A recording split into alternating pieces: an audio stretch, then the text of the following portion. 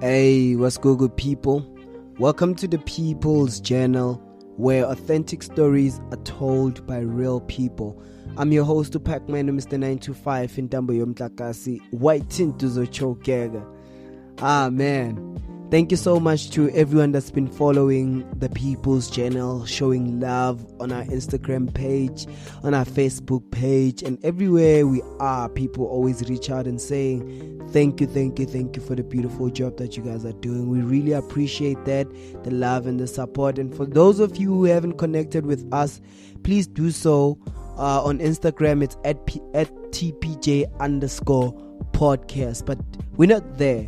Now, on this episode, which is episode number 7, I, your host, PACMAN, Mr. 925 in Tambo Mtlakasi Waitintuzo Chokera, am being interviewed by Lucky Ndlovu, who was our episode 6 guest. He's now the founder of How Lucky Studios, and, you know, we got to sit down and break bread into who's PACMAN Mr. 925, where does he come from, what does he stand for, you know, and what can he share about his journey. So if you've been curious about who the host of the People's Journal is, then this is the episode for you to get to know the host of the People's Journal. So yeah, please do stick around, enjoy the conversation, share some of your thoughts, some of your opinions on our Instagram page at TPJ_podcast. Enjoy. All right, cool. Hi there, my name is Lucky Ndlovu and welcome to the first episode of the first season. Today I am sitting with Tshepo Moate, also known or better known as PACMAN, Mr. 925. We're going to talk a little bit about that. He also has a podcast known as The People's Journal, where authentic stories are told by authentic people. We're going to talk about that as well. Mm-hmm. I mean, he's got so much. If I were to read his resume, I'd probably be reading the whole hour of the podcast. But welcome to the podcast, my friend. Thank you. Thank you for being here. Thank you for accepting the invite. As you know, I am recording this both for video and audio purposes. Sure. And thank you also for helping us out with your kid, you know? Yeah. I think this also is another way of doing podcasts, having the visual and the audio part recorded both at once. Just introduce yourself and tell us a bit more about the things you do and your day-to-day life. Yeah, that's always a hard one. But first and foremost, thank you for having me. You're welcome. It really does feel good to be the other guy. On the other side. On the other side, Yeah. you know, because most of the time I'm the one, you know, next to the yellow mic. But today it feels good, you know, I'm more relaxed and more chilled. But yeah, so Kamala Tshepo. Yeah. Tshepo Moate. Yeah. People call me PACMAN Mr. 925 in Tambo Yomtlakasi Waitintuzo Chokega. Okay. And I'm a podcaster, I'm a creative, I'm a dad, I'm a lover, I'm a brother, I'm God's instrument more than anything. Great. You know, so anything and everything else that I feel like I'm doing or have achieved, it's because of God, you know. So if you had to ask me, Guti, who's Tshepo, who's PACMAN, I'd just say I'm an instrument of God, you know. Yeah. So that's who I am. Great. Great. How long now have you been a father, dad? Now going for six months. Great. Yeah, so I'm new in this thing. You know? I'm new. How does it feel? It feels great, you know. It's a whole new experience. I'm learning a lot of things. More than anything, my smile, it's kind of wide now, compared to before. It's like now everybody can see all my teeth, even the one at the back, you know. That's great. Because whenever I hear my child's name, so my child's name is Aura. You know, sorry, yeah. You know, so whenever I hear her name being called out, I'm just like, wow, that's my DNA, you know? Yeah. So yeah, the experience has been good. I mean, obviously it has its ups and downs. Okay. But I choose to embrace both of them. You Yeah. know, I think these days I live with this philosophy of saying there is no good or bad experience. Yeah. You know, life on its own is an experience. Yeah. So embrace it as it comes. Yeah.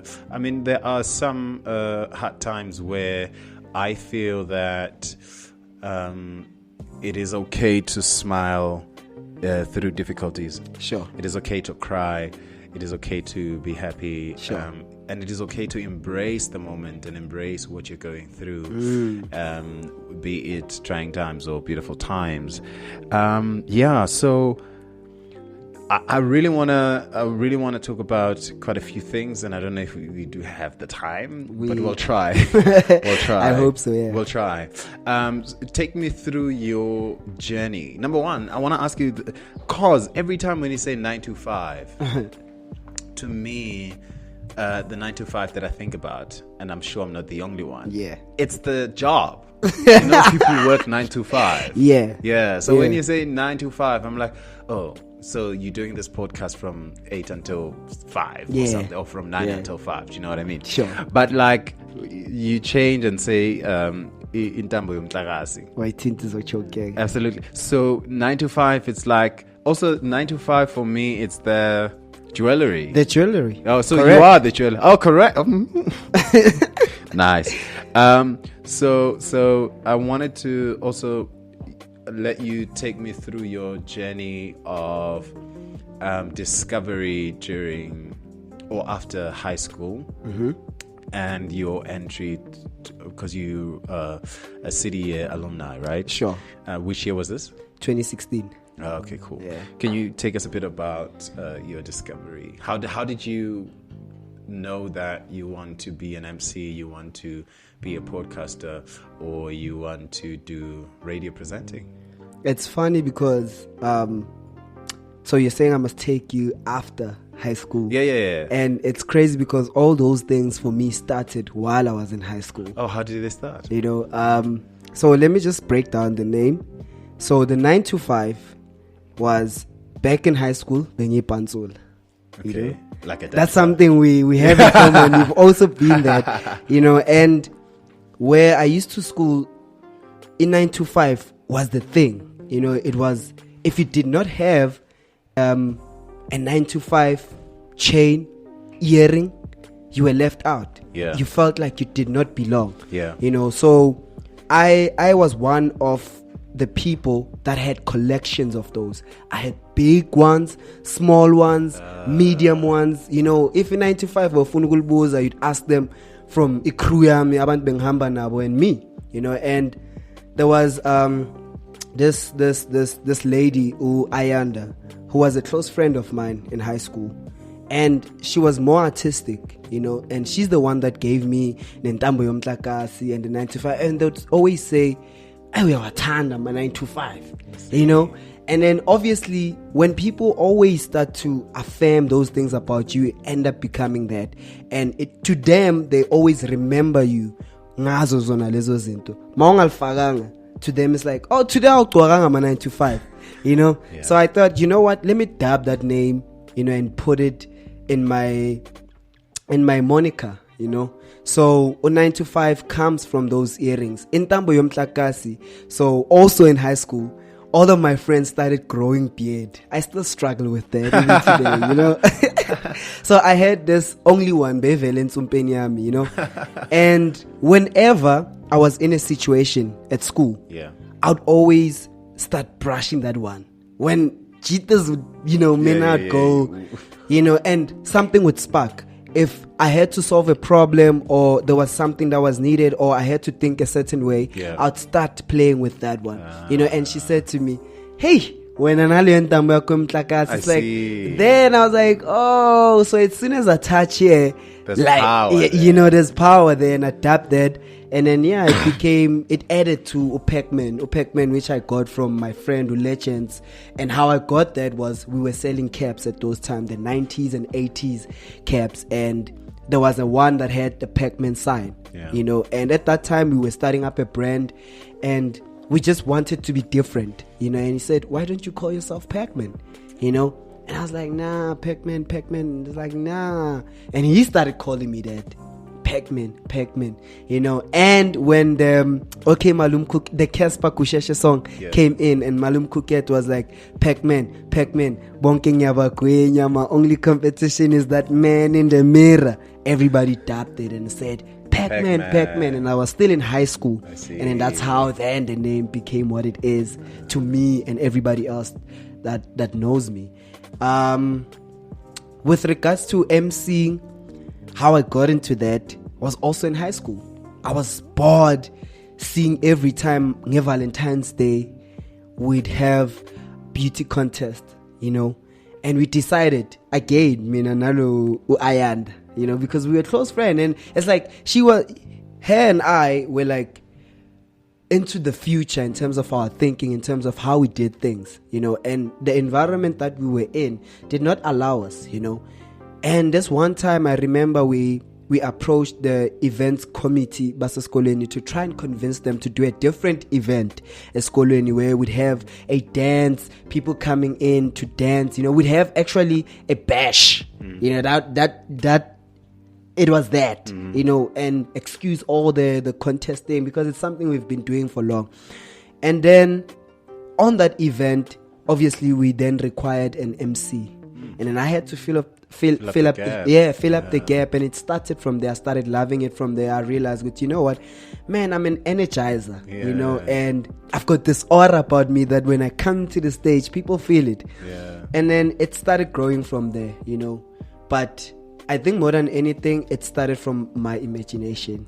I always say, like, it's crazy because now we're starting from high school and I'm taking it back. I hope we have time, you know, because going back to primary yet again, I was known as Umsawawa as a little boy because I used to sing ingoma zaka Umsawawa. Whenever there's performances, I'd perform Umsawawa, you know. So all these things, when I look at them today, they are connecting their dots, you know, they're coming together. I'm like, oh, so I started from there to here. So I've always been like a stage person. I've never, I wouldn't say I don't have a stage fright. I think I have that side of me that shows Guta Peck is shy, but when it comes to this, like I said, Guta, I'm God's instrument, and I feel like God wants me to use this to touch his people, you know. That's where the MCing, that's where everything that I'm doing till today, which is media related, comes from. Oh, nice, man. Nice. What a journey. What a journey. And are you still doing the MCing stuff at Most the moment, def. or you just focusing on the podcast? The podcast is bringing that back. Fine enough. Absolutely. You know, the podcast is bringing that back. I don't think I'll ever stop being an MC. I don't think I'll ever stop because being an MC is being a public speaker, you know, and I love being behind the mics. I love talking to people, you know, so I don't think it's something that will end. I haven't even begun or started, you know, the journey is only showing me the potential. You know, it's only showing me the possibilities. So I think it's only the beginning. Nice. Nice. And you obviously want to do some radio? Radio is my first actual dream. I remember at high school during the matric years when Besese Sovala, you know, those last, you know, moments, and they made us see me in front of a podium, and that was the first time I stood in front of a podium, and you had to write your pledges there, you know. And I remember pledging that I will in 5 years time work in the biggest radio station in South Africa, you know. And at that time the biggest radio station obviously is Kozi, you know, but in my head I thought Metro, why, you know. So radio has always been what I have always aspired to work in, to be in, for one reason only, touching people's lives. Nice. You know, it's always been about that, informing people and touching people's lives. I really enjoyed listening to your DJ Smooths, you know, to your, there were a lot FM, most of them, I think we know, I'm a veterans, the pioneers. When they were still in mind. Yeah. So radio has always just been a thing. And it's just a blessing now that, after that 5 years, I couldn't get into radio, but I've been trying. And to realize that, wow, now I have a platform that looks like radio, but it's more, because in the times that we're living in, we need such platforms. So radio is the first love. Nice. Yeah. I want us to go through a bit of the interviews you already have on your podcast, starting with Imvelaphi. Yeah. You interviewed Mzilakata. Yeah. How was that? What's the if people have to go and listen to your Imvelaphi EP, what are they going to get? What should they expect? So one of the things that I love about Imvelaphi EP, so it's because for the first time, because me in podcasting, it's a journey, you know. So it was me exploring and saying, let me try out something I haven't tried before. Yeah. If you listen to the other interviews, you'd hear they have a certain trade or a certain structure, But with Imvelaphi, it was more of like, let me try and use this platform as a way of, let me find artists, and expose their work, and with Imvelaphi, that's why when the show starts, I say you can expect a session, not an interview, but a session, because for the first time I had to play songs, and from those songs we talk about those songs, So Imvelaphi EP, what a person can expect: one, a person can expect to be inspired. Two, a person can expect to listen to something they haven't heard before. Yeah. When you listen to the EP itself, it has it's so he calls it traditional ancient music, and it's music that reminds you of your roots, So when someone listens to that, it might provoke them to go back and say, I want to actually tap back. And funny enough, someone gave me feedback and they were like, what? I just listened to this in my car and I'm so amazed and shocked. And I realize now the importance of going back. If you can look around right now, it's the time for us as, as an African community to start tapping back and realizing it's just for us to find our identity and to find where we come from as a people, because we are still lost, in this mist, of the world for a lot of factors, So Imvelaphi just takes you back. It encourages you to say, let me tap back to my history. Outing buyele limbo, outing buyele msamo, let me know my lineage, let me understand isibongo sami, let me understand my name, because once you understand those things, then you won't have fear living, right? Fear exists, of course, but how you going to tackle things? Like I always say this, Guti, I have peers where we've been guma round tables and we've sat nama millionaires or people who've made it, and we obviously know Guti, those people will intimidate you, right? But it's like when you know yourself, you can sit on those round tables, on those chairs, now you're confident, knowing who you are, even when you negotiate the deals and whatever that you're doing, Guti, you're not compromising yourself, you're not selling yourself short, because you know who you are, and you know that you are protected all the time by what? By your ancestors, by the gods, but you understand that from the core, and I think it's important. Clicks showed us that. All right. I hear you. Yeah. So there are quite a few that are still online. People can find Imvelaphi, Modern Day Relationships. You were sitting with Ukanyisile, is it? Uboniswa. You were sitting with Uboniswa, and I know Uboniswa. Yeah, we kind of shared the table. Probably she said something, but I know Uboniswa. Yeah. We were in the same school, in the same class and stuff. Sure. Like that. And I was listening to it, by the way, and interesting how a point of view matters most of the time. There's also a book that I'm reading called Milk and Honey. And there's a passage where this writer says that when having sex, right, is only one-sided, meaning the other party is not committed, mentally, spiritually, and emotionally, it's not sex, it's rape.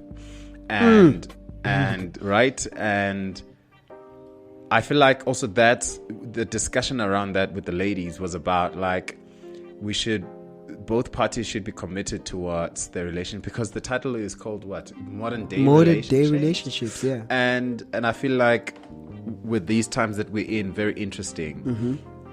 I mean, back then you could stay a week without speaking to your partner and use a month or whatever, but now somebody stays 30 minutes offline from your WhatsApp or whatever, and when they come back they have to explain themselves. Where have you been? What are you doing? Or someone be quiet, it gets like quiet or silent for the whole day, and when they come back you have to kind of explain what you've been doing, what you were doing. I feel like I do understand why you guys chose that title, but also we can kind of explore into it and to say this modern types of relationships are quite different from the the old times relationship, which is interesting for me. The way you guys kind of explored titles of relationships and people kind of confessing that, look, I come from a polygamous house and I practice polygamy, and I think and I feel like it's fair if you would do that, like at the beginning of whatever you want to do, to kind of have a disclaimer to the person you're about to start wanting to have a relationship with. That's true. And then we've got Strength of a Woman. Okay. And there's another motivation. Tell me a bit about that. What inspired you to want to interview or to want that type of topic in the podcast? Right. I think before getting into that, I would be doing some injustices if I do not touch on a modern day relationship. Yeah. Okay. Cool. So with a modern day relationship, it was just us starting a conversation. Okay. Right. We are also learning how to conduct ourselves and how to be present in this new in this time where we are in relationships, because today's relationships have so much pressure from social media, from the community, the society. You're expected to be a certain way. It's still compared to, but back in the days, this is what we used to do, and some of the things that we are applying are things we used to do, or things that we used to see, So it was just us starting a conversation from our experience, from our perspective, but also opening up the floor to everyone, who has a different experience, who has a different input that they can add. That's why we said modern days relationship. In your modern day relationship, if you are gay, what's your experience? If you're lesbian, if you're transgender, if you're in a polygamist relationship, if you're in a long distance, relationship, if you're in a friends with benefits relationship. And one of the things for me that stood out from that interview was when the ladies started saying, in all relationship, you must be consent. Set your intentions clear. This is what I want. Because that's where I think our relationships these days, we are confused. A person would say they want love, but they know they want the coochie. I see. A person would say they want love, but they know they just want the money. They want marriage, but they know, you understand? So it was just to say, let's be consent. State what you need, and to explore other people's experiences. But more than anything, a modern day relationship was just us starting a conversation. I don't think we have it all figured out. I don't even want to own that and say, this is what modern day relationship is. No, we are learning. This is a journey. But in us learning, let's start these conversations. Let's talk about it. Come with your input. What's your experience? This is mine. This is how I've seen and viewed the world. How have you viewed it? From your experience, you've been in a 10-year relationship, you were married, you got divorced. You have to start all over again. What are the things that you learned that you can say this and that did not work in this time? You're right? 4 years, 3 years back, it worked. Yeah. But modern day, it's modifying it every time, you know, and saying it worked yesterday. Today, it's a different. Yeah. Exactly, you know. So, good modern day, that's what we're exploiting or exploring. In strength of woman. Whew. How did that topic come about? I had felt like the People's Journal had so many male guests coming into the show. Yeah. You know, and I didn't want it to sound like it's a male show or Hopeko interview abangani bakhe. Yeah. You know, because people sometimes get it twisted. Yeah. You know, and also I think Strength of Woman came as, damn, there's just so much that's happening in the world with regards to what's affecting women. Yeah. You know, and more than anything, when we talk about women issues, we talk about women issue from a point of view of weakness. Yeah. You know? Yeah. But I wanted to empower women. I wanted to give women the platform to say, be you. Be as authentic as you are and own your stories. Yeah. You know, women go through a lot. You know, so I wanted women to come together, not only as women, but also include us guys and saying, this is our strength. Yeah. And you need to respect it. Yeah. Funny enough, the other day we were just talking about, as guys, Guti, you know, it's so difficult to approach a woman who's successful as a guy because you feel intimidated. You feel like I can't handle, you know. And when you look at such things, they then take you back and saying, okay, cool. Yes, we are intimidated by those things and so forth, but we need to learn, you know, to embrace those strengths, you know, of women who are in power. I mean, my woman is a feminist. Every day, we have to have a certain debate, you know. Yeah. I know I have to conduct myself a certain way if I want. I'm not just going to talk about women, because I know then we're going to have issues because I'd have to justify so many things. You know, or I'd have to unlearn so many things from just the conversations that we have. So, a Strength of Woman was coming from that place to saying, yes, so many of us men are intimidated by this new concept of feminism. But more than anything, we need to understand what it is, what it represents. But also from the female's perspective or female side, they need to be clear also with what is feminism, what is the strength of a woman, right? Giving birth, that's a strength. We take that lightly as guys. After giving birth, right? And they have to pick up the pieces, right? Most women go through depression because of what's happening. Most women go through depression because of the labeling. You know, where's your strength in that? How do you find your strength? Your strength is in your stories. Hence why I say authentic stories told by real people. So own your story. That's your strength. So I was coming from different angles with that, you know. It's also a conversation starter, you know, to say I'm starting a conversation. Let us in, and from us as male, you know, let us not be fearful, but let's embrace the strength of a woman. Let's not feel like, because the killing that's happening, you know, where is it coming from? Is it coming from a place of fear? Where is it coming from? Funny enough, if I might just extend on that, I was listening to an interview by Ustilo Makolite, and he was interviewing Dr. Mbuiseni, the EFF. Yes. And they touched on that, Guti. Most of the abuse that's happening with regards to men abusing women comes from, you know, as guys, you know, Guti, Maui one, you have that fear of approacher umuntu wesimame. Oshisayo, like, oh, ngizomcala kuphi. But when we're chilling in the corners as guys, hey, the confidence, you know, hey, my babies, hey, you know. So, damn, I lost my train of thought. But from that, they said, Guti, most of the time, the reason why then the killings and everything starts to happen, it's because it comes from that point of fear, you know, where you know that you are fearful, so you decide to use a different strength, you know, to show Guti, Mena, you know, I'm here, I'm a man, you need to listen to me, you know, because you haven't figured it yourself enough to say, Ni one, Let me face this woman. I had a situation with a friend whereby this friend of mine had a crush, Gulumdan, but they couldn't approach them because they feared that woman because of the beauty and everything, right? And you could see, now the fear is causing frustration because the comments, lumntana lo ugrand yena mara uvana ubanbani wenza ini. You understand? Till I said to him, no, why don't maybe you try a different creative approach, And I remember he started recording a song and he sent it to this woman.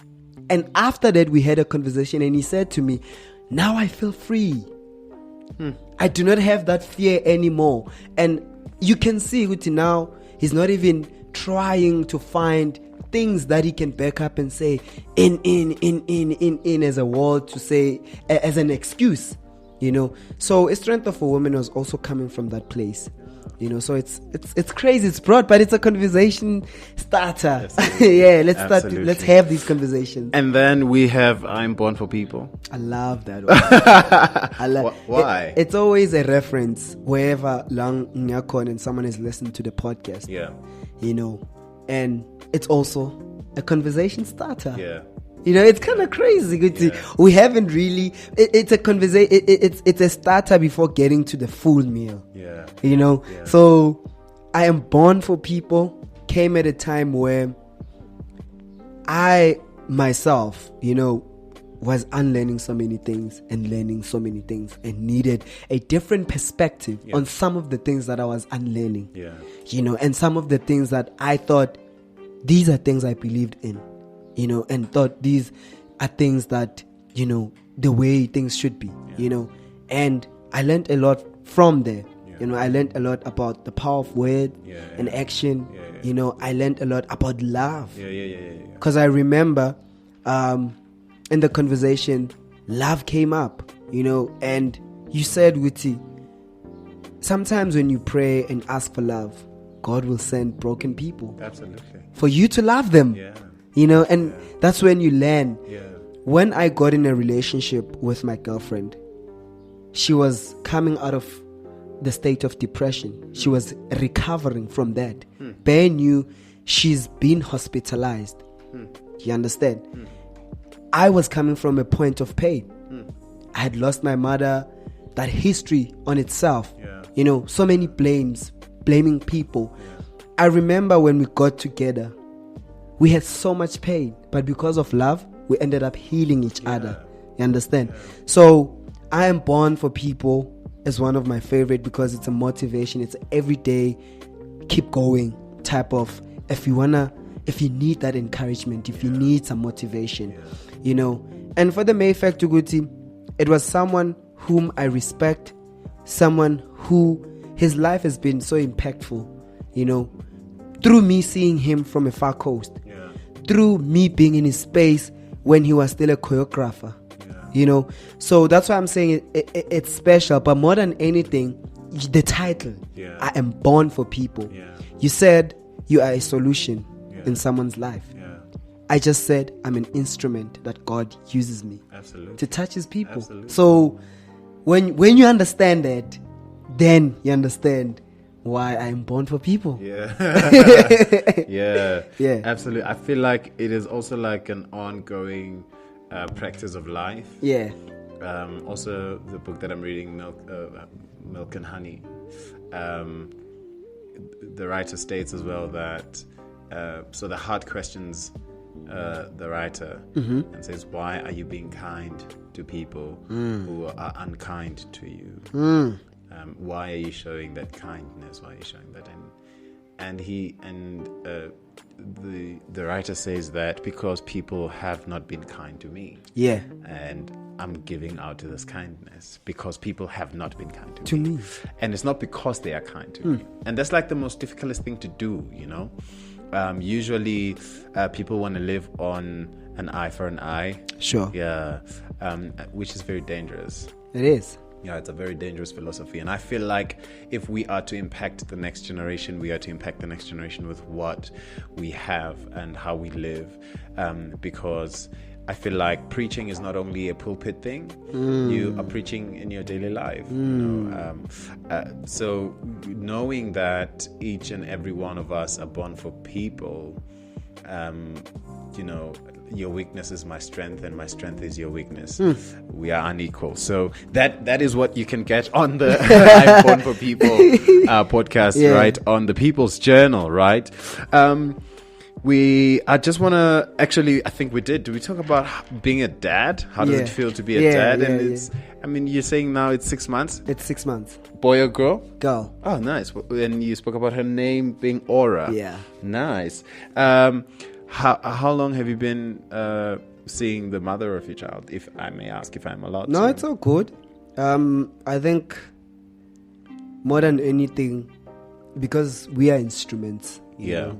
So our life is meant to teach people. Like I'm saying, Guti Ukelwam has a background of coming from depression. And she speaks openly about it. That's why Nama can sit on this chair and be open about it. I've been seeing her for 4 years. Nice. We actually met at CTA South Africa. I remember going to CTA and they were telling us these benefits. You will have a lifetime friend. You're going to find a lifetime friend here. You're going to find a business partner here. Some have gotten married. Some. And I was just sitting there and like, listen to these people selling us dreams. Ben knew I was coming from a heartbreak at that time.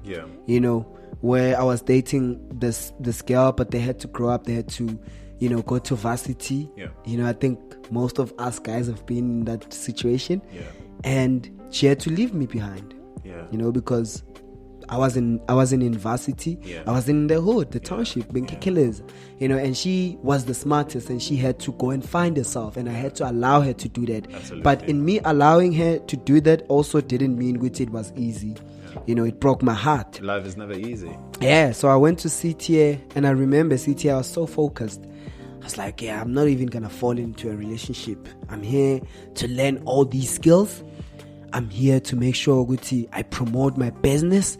I'm here to make sure, Guti, I, take advantage of the opportunities. And I was that. I was a straight horse facing forward. Horse club. And I remember seeing this girl who was articulative, and most of the guys feared her, Every time I said fixing herself before the first session. I'm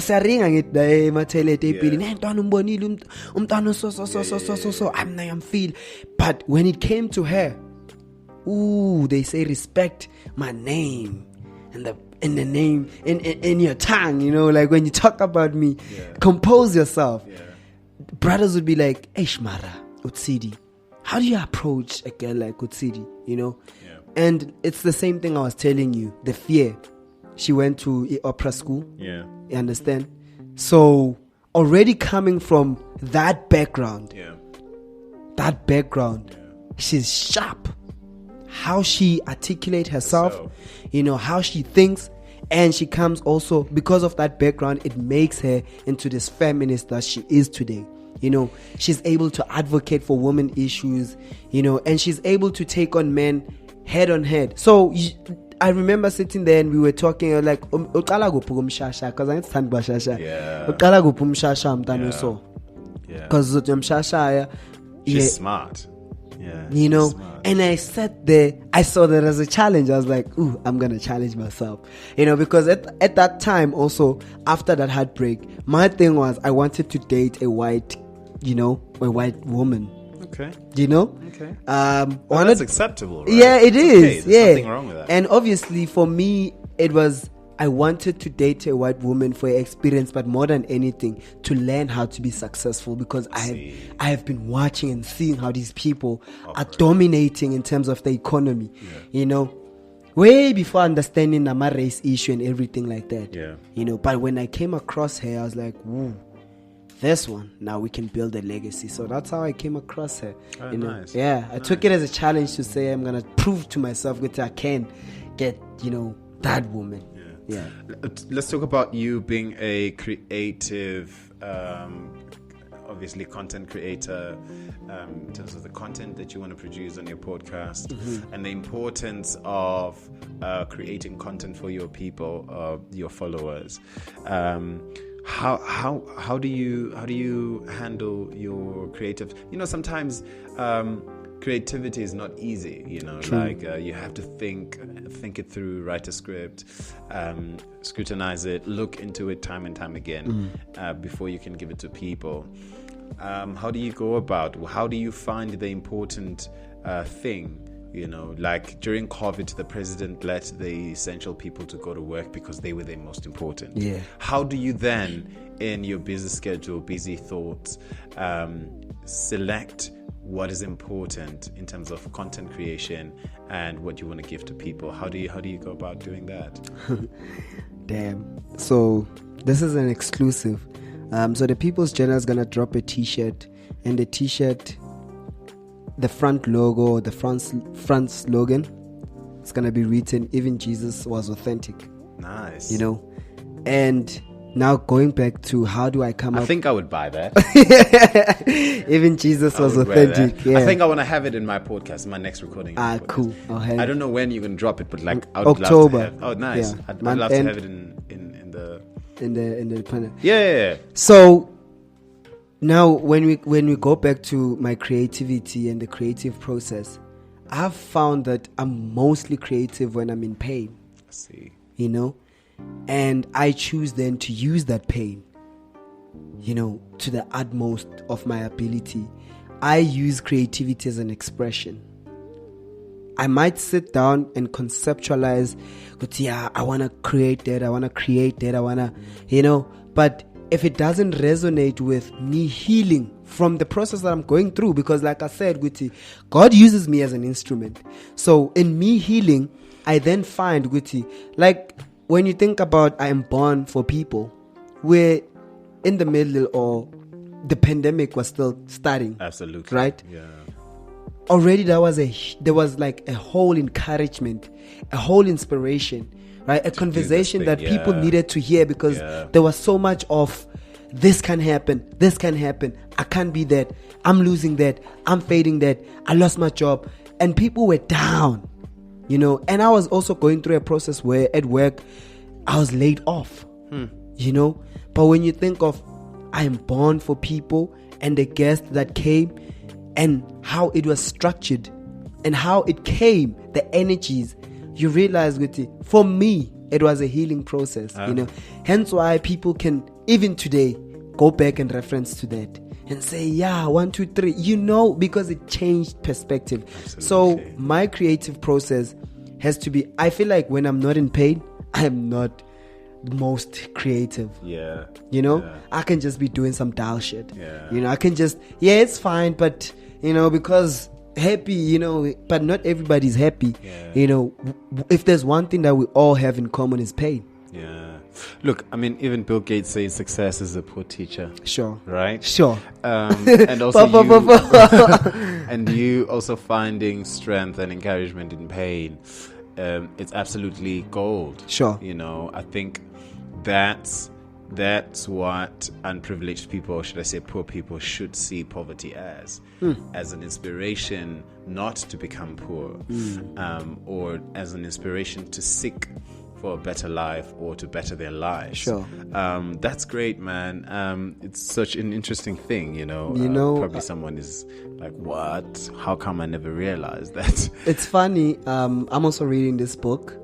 It's called, it's not The Monk Who Sold His Ferrari. Robin Sharma. Robin Sharma. It's my favorite author, funny enough, because I have like a streamline of books from him. Yeah. Nice. So there's a quote there. He says, I have found seeds of opportunities in my pain experience. And I think now that's a line I live with, to saying in my painful experience, what are the opportunities there? How can I grow from there? Because most of the time when we are in pain, we are sort of like closed in. We do not see possibilities, Yeah. you know, but I try to see that as, what can this pain do for me? Yeah. What am I learning from this pain and Yeah. what I'm going through at that moment? So, yeah. Great. We're going to take about 5 minutes break and then we'll be back and we'll continue the conversation, just to prepare some coffee and continue. Sure. Is that good? That's good. Thank you, man. Thank you. Sure.